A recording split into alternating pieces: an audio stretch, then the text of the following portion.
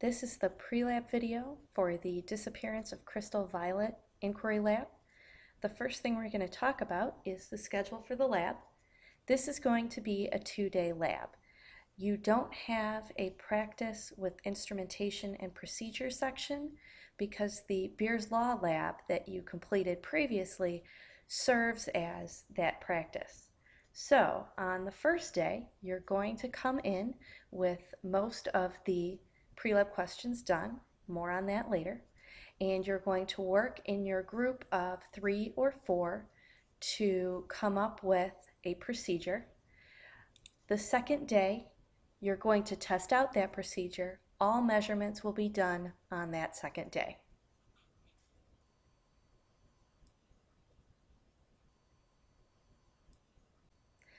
For pre-lab question 1, you need to look at figure 1. In your handout, figure 1 is in black and white, which isn't very helpful, so you're going to need to go on Edmodo where you can find the color scan of figure 1. Please make a list of a few wavelengths that will work because you don't know if the color that you want will be one of the options that's available for the colorimeter that you'll be using. So have a list of maybe 2 or 3 colors or wavelengths that would conceivably work.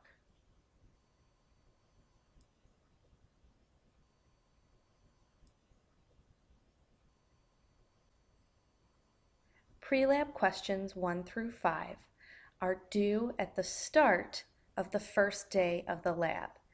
So along with your introduction or purpose, however you want to phrase it, you're going to have the answers to those first 5 questions to turn in on the first day. You do not need to turn in questions 6 through 8 on the first day. The reason for that is that question 6 and to a certain extent question 8 ask you to come up with a procedure. So that's what you're going to be working on in your groups during day 1. And just like with our other inquiry labs, you won't be turning your procedure in until after you have done the lab.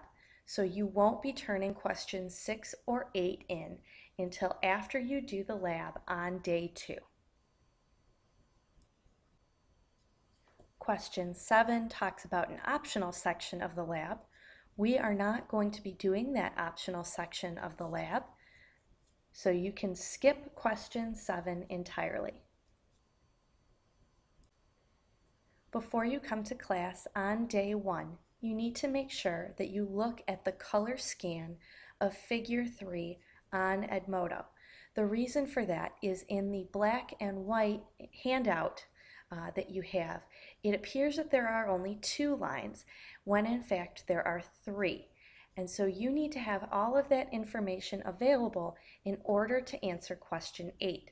So make sure that you look at figure 3 and make any notes on your lab handout that you need to before you come to class on day 1.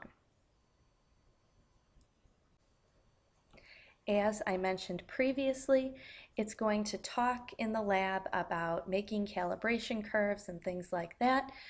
All of those measurements are going to be done on day 2.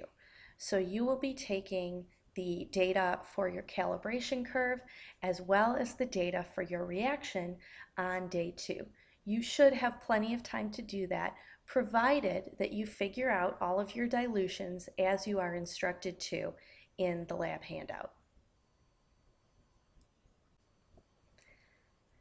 Please make sure that by the end of day 1, you know how many data points you are going to collect for your calibration curve and have calculations done for how you're going to make those dilutions.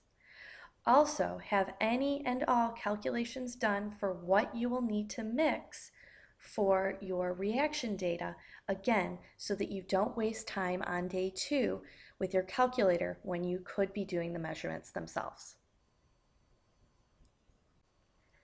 This concludes the pre-lab video. As always, if you have any questions, please feel free to get in contact with me either via email or in person in class.